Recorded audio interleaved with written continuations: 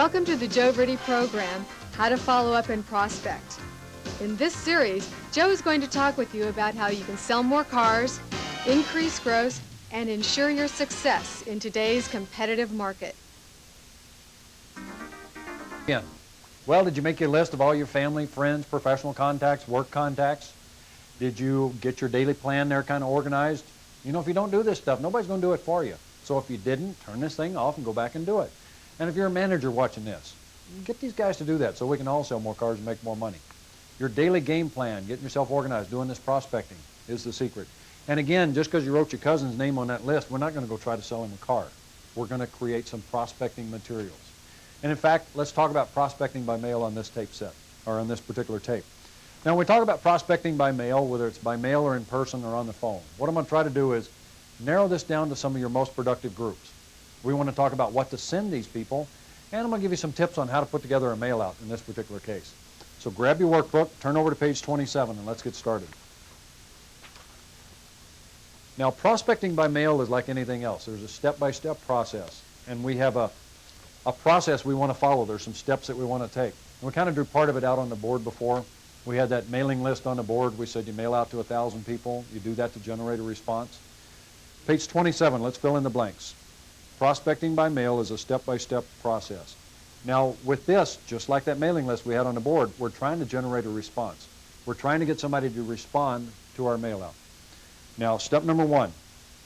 Now, this is going to depend on what you're doing. We're not talking about your ongoing follow-up here. We're talking about prospecting, trying to generate a response. This is not your normal every 45-day newsletter we're talking about. We're talking about somebody like that lease return list, or you get a list of those orphan owners, or your dealer gives you a list of all the service customers. The first thing I would do when prospecting by mail is step number one, send out a postcard. Send out a postcard. There's a couple of reasons I'd use a postcard instead of any other kind of mailer. You get a piece of mail in your hand, you go to the mailbox and you get a letter and you get a postcard. If you get a letter, before you can read the information that's in the letter, you got to open it. And a lot of people turn the letter over and they look at this side of the letter and they look at this side and they say, I don't want to open it, and they throw it away. Well, a postcard, they're going to do the same thing. They look at it and they say, I wonder who that's from. They flip it over and read the other side, and then they throw it away. But with a postcard, the message gets read, and that's the key point here. And there's a lot of little short messages that you can put on these postcards. We're trying to generate a response, like with that lease return. You send out a postcard and you say, may have some great news. You might be able to turn your car in early with no penalty. If you're interested, call me quick. I have a feeling a lot of people would respond and go, whoa, maybe we can turn that lease in and get me a different car. I'd kind of like that. So send a postcard, and we're going to talk about this more. Step number two, from your mailer, you're going to generate a response. Now, I don't know what the response is going to be, and you don't either yet. And every different mailer, every different type. If you're working a lease expiration list, you'll get an X number of people to respond. And you'll get the same number to respond almost every time you mail the mailer. Now, if you're mailing to orphan owners, you'll get a different response. And again, I don't know what the percentage is or the numbers are going to be. That's why you're going to track everything. Use your planner. We talked down in your planner there. It says number of mail outs. You want to track everything that you do. Now, again, we're going to get a response, and like we had on the board before, you're going to sell some and some you're not going to sell. So you're going to work the response accordingly. Some are going to respond. Some may just call you and say, hey, I got your little note. Thanks for thinking of me. Do you want to buy anything? No, but thanks for thinking of me. That's all right, too. What you're doing is putting your name in front of people again and again and again. Number four, put everybody on your master list. Put everybody on your master follow-up list and continue with your ongoing follow-up. Now, again, it says exception down here. I'm not talking about following up and putting all 1,000 people on your master list, just the ones who respond. That's real important. You don't want to bog your master list down with people you don't know. You want to fill that with people that you do know, that already like you, trust you, and respect you. So anytime I get a chance to make some personal contact, whether it's at the Little League team, Little League game with the other parents while we're watching the game, or at the bowling alley, or at church, or wherever I'm at, if I make a personal contact and get to know you just a little bit, you're going on my follow-up list forever. But we don't put everybody on there. Some sample target groups by mail on page 28. There's some groups that are pretty easy to work with, and we'd like to start again with the easiest people. Page 28, top of the page. Now, this is the least effective type of mailer, so we're going to go for numbers here. One of the groups, an easy group, would be your friends and acquaintances. Your friends and acquaintances. Now, in order to catch that, first you got to go out and get their name, address, and phone number. And a lot of you don't have names and numbers. You know you bowl next to this guy every week on lane 13 over here, but you know his name's Bob, but you don't know his last name or his address. You're even kind of friendly. I mean, you all honk and wave at each other every time you pull up to the bowling alley. You need to go ahead and get his name, address, and phone number. And you want to send all of these people a little note. And I wrote a couple notes in here. This note just says, I just want to let you know they added you to my mailing list. And I send a newsletter to all of my customers every now and then, just keep them up on what's going on in the car business. Thought you might like to be on it too. It also says in here, and it's a little mini prospecting built into this. It says the next time you're in the market for a car, whether you're interested in my kind or not, make sure you see me first. A lot of changes in the industry. Maybe I can help you out and save you some money. You didn't say you were going to save them thousands of dollars on the car. Quit giving away cars to your friends. That's not the answer. It's not how cheap you sell it to them. It's how well you're going to take care of them after the sale. Then it says down here in the last paragraph, says, no, do me one other favor. Anytime you hear anybody else talking about cars, please remember my name. Have them come down and see me too. So you're prospecting. You're letting them know that you're a salesperson again by doing this. You're going to generate some response from some of these. Remember, some of these are the guy at the bowling alley. Some are from the Little League team. So you're going to generate a response. Somebody's going to call you. From the response, you work it accordingly. Some will buy, some won't buy. Questions? Go ahead. It won't do any good anyway. I can't answer them. Save a list of questions. You'll have all kinds of questions at the end of these things. Your managers can help you. Turn over to page 29. Let's talk about another group that's very effective. Orphan owners and service customers. Orphan owners and service customers. And kidding around about the question stuff, I'm probably going to answer every question that you have in this tape set. We've taken our 3-day class and we cover this for 3/4 of a day, and we've expanded that from the questions we normally get in there. So if you have a question, I'll bet you I'm going to answer it. Number 2, orphan owners and service customers. Now, we've got a couple of different notes here to mail to them. With an orphan owner or a service customer, what you're trying to do is introduce yourself. And again, that orphan owner script basically is, hi, my name's Joe. I work down at ABC Motors. Just want to take a minute to introduce myself. The salesperson who helped you with your car isn't with our dealership any longer. Just want to let you know if you ever need anything, give me a call. And in there, you're going to say thanks. And if you ever have a question or need some assistance, call me. Now, I don't know if you've noticed, but on every one of these, you want to write a little one-line PS. The note can be pre-printed, and we're going to show you how to pre-print these things, or if you're using our computer system, they're already in it. But even if you're using our computer system and all you got to do is hit print, I would suggest that you pre-print them because it's going to be faster. It's easier to tear a note off a pad and just sign your name than it is turn the computer on, print a note for that particular customer. I'm into computers, and I'm into follow-up, but there's some things that work better just already being done. So we got the note for the orphan owner. Service customer is kind of the same thing. I understand you were in for service the other day. I just want to take a minute to introduce myself. My name's Joe. I'm one of the salespeople. If you're ever down here and need a ride home, need any extra help, or have a question or problem, give me a call, and I'll do my best to handle it. And again, it's just a prospecting note. Some are going to respond, some aren't going to respond. Now, at the bottom of the page down there, it says mail a few of these each day. We want to contact a few prospects each and every day. And you don't want to send out, if your dealer gave you a list of 1,000 orphan owners, you don't want to mail 1,000 pieces of mail today because there's another step with these mail outs. With these, you're going to want to contact these people about a week after you send them the mailer.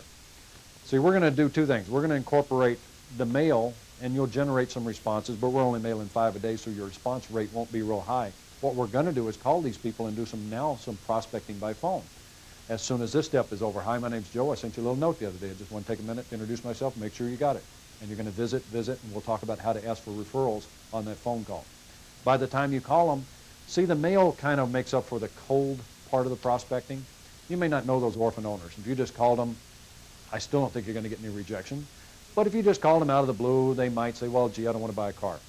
But if they've already gotten a note from you, and you call them next week, they say, oh, thank you very much. That was nice of you. Now, you're not going to call them and say, I'd like to sell you a car. You're going to call and visit. We'll talk about that. So here are your notes for these things. The lease list that we talked about before, number 3 on page 30. Those lease return lists, an excellent source. Now here's where you're going to do some real prospecting, the lease return lists. I believe they normally give you the list. They give you the mailing labels, and I believe most of the salespeople throw the list and the labels in the trash can. So you take your allotted amount and then collect all the rest of them from the trash cans and put them all on your list and mail these things out. You will generate some response. Now here's that little note we keep talking about.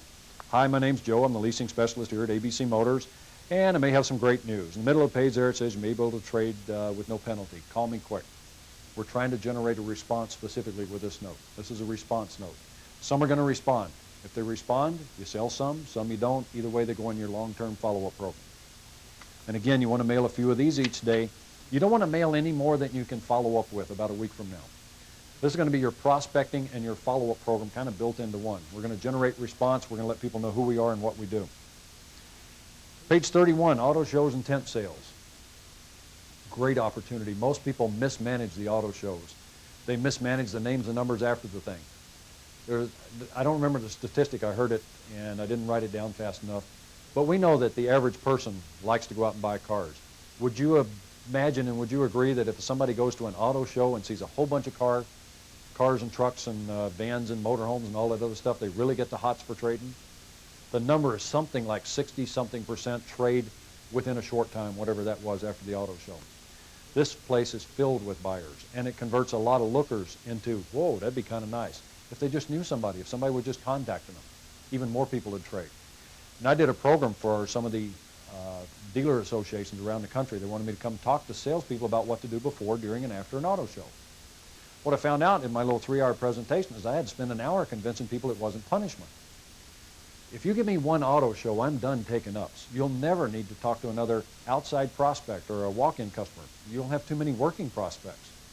My goal at an auto show would be to go there and meet as many people as I could. I'd give little mini presentations on the product. I'd build a little bit of rapport. I'd gather some basic information with my investigative questions. But my goal would be to get as many names, addresses, phone numbers as I could after I built some rapport. I'd like to do that in 10 minutes or less. I'd like to end up with 5 or 6 or 7 names and numbers every hour, and that means in a good 10-hour shift down at the auto show, I got 50 or 75 prospects. 30% have a family member who's going to trade cars in the next 90 days. But at the auto show, they get all worked up about it, so that's going to even be a higher percentage. And you can rest assured they didn't meet many other salespeople at the auto show that they want to deal with. I need a note to go out to the auto show right after the auto show is over, and this note should be printed up before you even go down there. And it says basically, thanks for stopping by our booth at the auto show. I enjoyed meeting you the other day at the auto show. As you could see, we were swamped while you were here. If you talked about getting some other information to them in the mail, you'd write that in a little P.S. I'll get that brochure in the mail to you soon. You want this to go out right away. And once this goes out, you're going to generate some response. Of the people you met, then you'd start calling these people. Now, you mail these out right after you get back. Number 5, another sample target group. This would be any specialized list of people for your prospect, for your product. Any specialized list. When I say any specialized list, if you're selling Cadillacs, who buys Cadillacs? Give or take, they're probably in the 55 to 65 age bracket. They're very successful people. They're probably in the, I don't know the specific demographics. I'm guessing they're in the $75,000, $100,000 a year category. So, and you can even tell where they lived. Out here in California, it's called Leisure World. And a lot of people in Leisure World drive new Cadillacs. A lot of people in Palm Springs drive Cadillacs. If I was a car salesman in Palm Springs selling Cadillacs, it's a gold mine. You send everybody in Palm Springs a little note that says, hi, my name's Joe. You can target any group. Did you know you can go down and, we're going to talk about computers a little bit more later, but you can buy a program, it's called Phone Disk, or Select Phone, either one, for an IBM or a Macintosh, either computer you're talking about. And for about $150, you can buy every person in America's name, address, and phone number. It'll sort by zip code, and you know in your community where the people who make a lot of money live. So if you're selling Lexus, Infiniti, Cadillac, Mercedes, first thing you do is target that group who buys your cars. And you can pretty much narrow that down by zip code. You pull up the 2,000 people who live in 92807 or whichever the high income group is, and you send everybody a little specialized note. If you're selling pickup trucks, who buys pickup trucks? Small businesses. If you're selling tandem wheel flatbeds, who buys those? Bigger businesses. So you pull off the business list who are you looking for, and you target that particular group. And you work it. Now there's a lot more groups that you can work with, but this is a good one to start with. You've made that other list that we talked about on the last tape. You know, your cousin and your family, your friends, your doctor, all of them. You would want to send them a note. That would be your friends and acquaintances. There's a lot of other people on the list. Let's talk about how to put together a mailer. We talked about what to send. I'd start with a postcard on most of these. Let's talk about how to put a mailer together on page 33. A couple quick mistakes people make, and almost everybody does it. When they do a mailer, they want to say everything they can think about saying in a mailer, and they want to get it out to people and they hope they read it. Well, if you put too much stuff in there, people don't read it. In advertising, have you ever noticed, if you're looking at a full-page ad, most of the space isn't filled with words. They don't start on this side and go all the way to this side with a bunch of words. They leave a lot of white space. In advertising, it's called leaving white space. 1A on page 33. Leave a lot of white space. Don't fill every inch of your mailer there with words. It's kind of like the example down below that. That first example, this is give or take meant to represent a postcard. I see a lot of people from left to right, word after word after word. These two postcards on the page say the exact same thing. Which one would you read? If you just picked up both of the postcards, which would you read first? In fact, you probably wouldn't read the one on top. You'd read the one at the bottom. It's easy. Your eye goes to some headers, some titles. It's broken up. B, second biggest mistake people make, and this is just out of trying to find the easy way. They leave the shift lock key down on the typewriter or the computer, and they type everything in all caps. Now, if all caps was the way that people like to read, wouldn't the newspaper be in all caps? Wouldn't all the books be printed in all capital letters? It's not just for grammar and how you're supposed to do it. It's because it's easy to read. Don't use funny fonts. A lot of people throw in all kinds of fonts that are hard to read. If it's easy to read and it doesn't look like there's going to be a lot of work to read it, they may read it. If it says too much and it's hard to read, they're not going to read it. So first of all, you want to make it easy to read.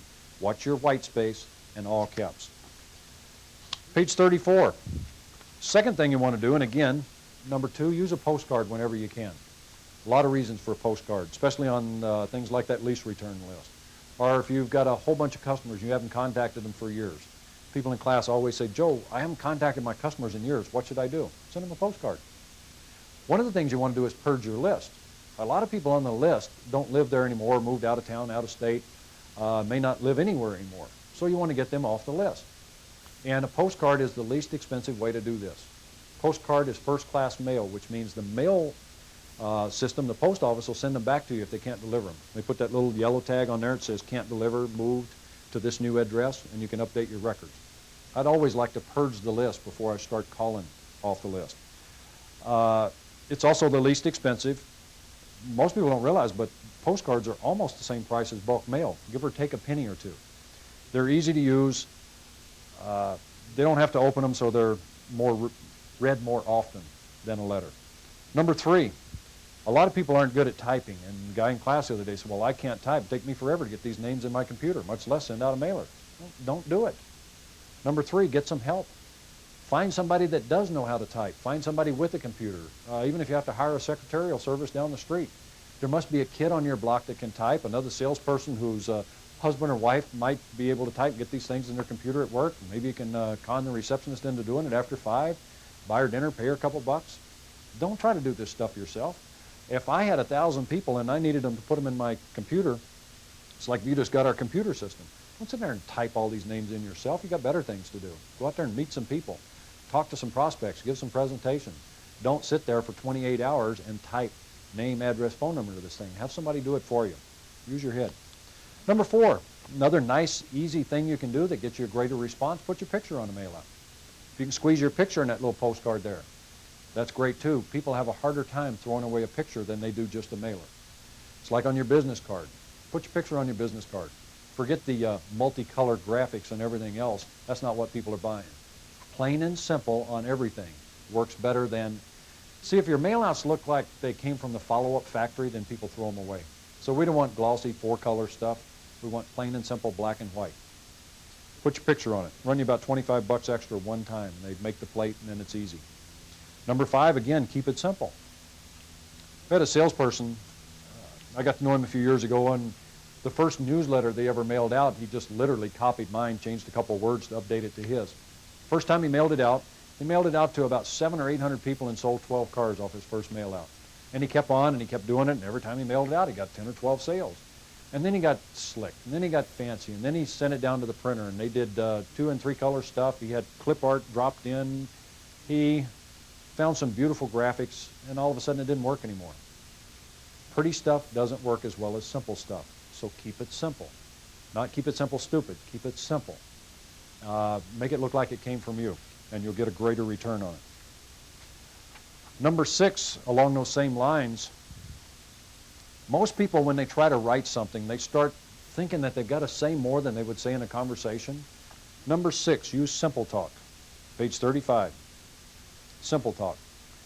You and I both, I said I went to that auto show and I got that form letter from the one dealership that the salesperson got my name and number. The form letter read something like, Dear Joe, we sincerely appreciate your patronage and look forward to doing business with you in the future. One of those flowery words. Couldn't they have just, if you've got a sole customer, and a lot of your follow-up notes, if you had some follow-up company write them for you, or if it's in your computer, it very likely says the same thing. We here at ABC Motors sincerely appreciate your patronage and look forward to doing business with you now and again in the future. And Bob, and you can tell, boring, boring, boring. That's not going to get you very much response. Couldn't you say the same thing, like, I just want to say thanks for your business, I'll call soon? Doesn't it get the same point across, and wouldn't your customer appreciate hearing the simple talk instead of the flowery stuff?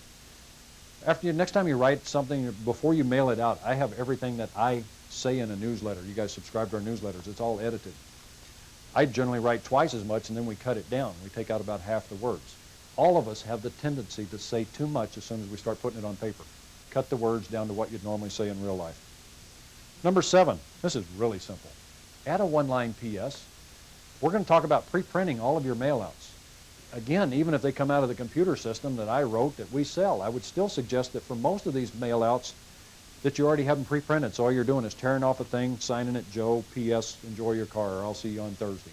A one-line P.S. personalizes a pre-printed mailer. So always sign it and do a one-line P.S. Number 8, especially if you're trying to get a response from people. Number 8, use quotes. If a customer out in service the other day said, boy, you're a nice guy and you've got a great service department, and you need that quote, say, do me a favor, jot that down. A lot of other customers have the same kind of questions you had, and they'd sure appreciate knowing how you felt. If you hand them a pencil and a piece of paper, they'll jot it down for you. And then in your mailer, you can say, and Betty Smith said, boy, you guys got a great service department. It's the nicest service department I ever visited. You always take care of me and do it on time, and they're pleasant to deal with. That would be handy in trying to get more people into your service department. Sign your name, number 9. A lot of people forget that one. They send out mailers and their name's hardly anywhere to be found. They hope that somebody's going to see it typed there in the print. In the print, it may say, I just wanted to introduce myself. My name's Joe Verdi. But it's not anywhere else on the mailer. Always sign your name and make sure it's legible. Make sure people can read it. Another thing, and we may get to it in a minute, another thing you always want to do is handwrite your phone number. Even that newsletter you're going to mail out every 45 days. Sign your name, Joe, and then write, my phone number is 800-445-6217. P.S. Have a great day. Always put something on there to personalize it. You don't sign all 1,000. You sign the first one. The copier makes a signature on all 1,000 for you. Number 10, use pre-printed mailouts. Pre-printed mailouts. I'm not going to sit there and handwrite all this stuff. You don't have time to do that. And a lot of you I know do. You say, well, I like the handwritten approach. I think it gets me a much better response. Okay. I don't even disagree with you. I agree that handwritten I don't agree with you 100%. I don't think a lot of people like to read handwritten stuff. Give me a typed piece of paper any day over a handwritten note. But if you agree, there's a couple ways you can cheat. I don't know if you'd like to save some time, but I do. If you want to have your materials look like they're handwritten, you get a sheet of paper about this size, and you handwrite, get you a black felt pen, brand new one, clean sheet of paper, and handwrite the first note on this sheet of paper. And now after you've handwritten it on this sheet of paper, you take it over to the copy machine and have it run off. And make sure your copies are nice and clean. And with that same felt pen, you can go back to all the copies and you can write Bob at the top, Joe at the bottom, P.S. Have a great day. And you can't tell that it wasn't written all at one time. Or you can really cheat. Those of you who have computers now, and B here it says great cheat if you have a computer. You can order your own personalized font for your computer. And I put a company's name in here. I'm not recommending them. I just keep seeing in my computer magazine. This stuff is so sophisticated now. You can handwrite letters and you send them to this company and they send you back a font for your computer so that your computer can actually handwrite your notes for you. So if you like handwritten stuff, there's a lot of ways to do it. Here's some directions on cheating. Another thing with mail-outs, I never kept up with birthdays and anniversaries and holidays. You know, in the old car business, I remember somebody saying, send them a birthday card, anniversary card, holiday card. But then my birthday, I noticed my insurance agent does that, and it's on this slick little thing, and her card slipped in there. It looks like she was just prospecting instead of actually congratulating me for having another birthday. I didn't want to just be one of those other people who was trying to sell them something on their birthday. So I didn't send out birthday, anniversary, or holiday cards. I sent out a newsletter instead. Number 11, write a newsletter. Nice thing about a newsletter, it's a piece of cake. You write it, you mail it out about every 45 days to everybody on your mailing list. You don't have to keep up with birthdays and anniversaries and stuff like that. You just get a calendar, and every 45 days you put a little X on it. And that's when you mail your newsletter. And then you remember about a week prior to that to put your newsletter together and get it printed. And then stick this thing in the mail.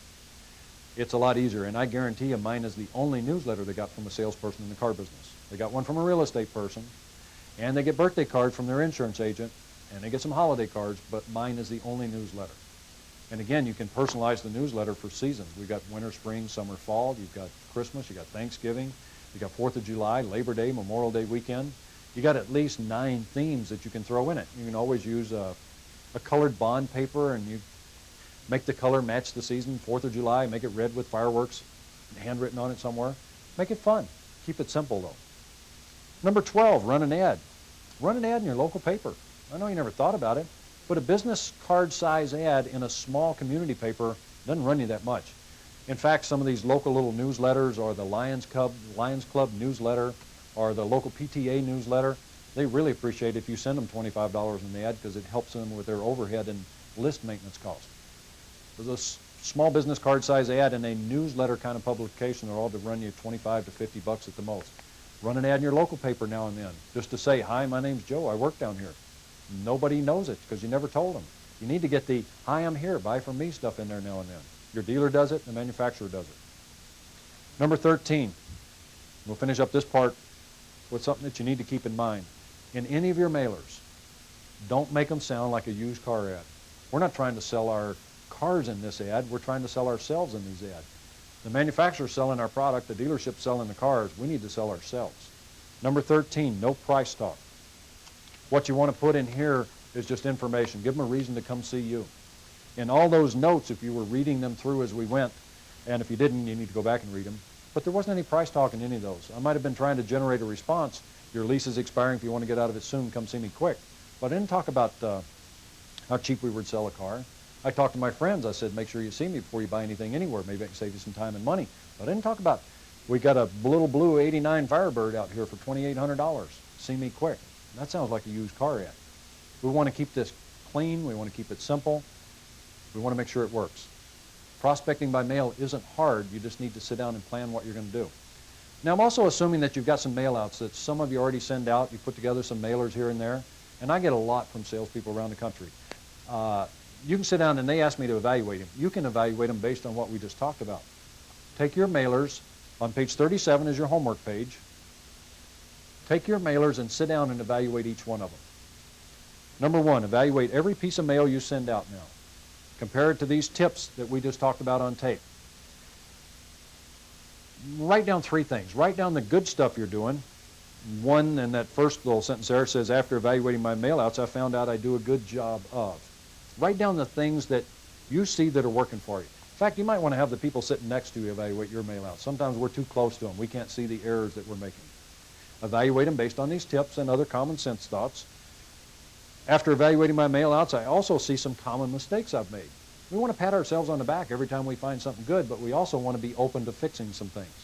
And then number 3 there, or that second or third sentence, in the future mailouts, in my future mailouts, I will. And what we're looking for are the changes that you're going to make in the future ones. You're doing some good stuff, you're doing some bad stuff, and in the future we want to only do good stuff if we can. Now, there's a couple other things you need to do on homework on this section. You need to get your follow-up notes ready to send out. If you're going to use the manual system, go down and print them up. If you're going to use our computer system, in the preferences file, you can go in and you can look at every note that's already in there. I wrote the notes. These notes that are in your workbook, they're already in your computer. You can use them as is, or you can create a custom note. If there's another group of people that you'd like to have a different note for, or if you want to change some of the ones that are in there, it's a piece of cake, just do it. You can schedule them to go out whenever you want to. You can pull off, in fact, there's a newsletter template in there. You can write your newsletter straight out of the computer system. And then you just specify how many of them you want them printed. I wouldn't print them all out of the computer onto a printer. I would print one and take it over to a copier. That'll be a faster version. And number 3 at the bottom of the page, put your mailing list together and check these off when they're completed. Now, we started doing this in your homework on the last tape. We started having you identify the friends, the acquaintance, the industry contacts, the professional contacts. Number 3, Get a list of orphan owners. Now, we're going to use these orphan owners by mail. We're also going to talk about how to use them in person in a little bit and by phone. You want a list of friends and acquaintances. You want to find your demographics of your buyer. In fact, find your favorite product out here. A lot of you like to sell trucks. Some of you like to sell cars. Some of you really like to sell a particular model of your car. Well, if you enjoy selling that particular model, find out who buys that car, build you a list of prospects just for that type of vehicle, and then become a specialist on that model. Service customers, lease expiration lists, and make a list of everybody else you can think of. Your life really is filled with prospects, and we need to learn to work them. Now, all we talked about is by mail. Keep it simple. Send a postcard, get a response, work the response accordingly, and then filter them all down in your master follow-up list, which we're going to talk about when we get on to follow-up. Go back over this, review it. I went through it real quick. Read the notes, slow everything down, evaluate yours, and I'll see you on the next tape. Till then, you guys have a great day. That's the end of this tape. Before you move on,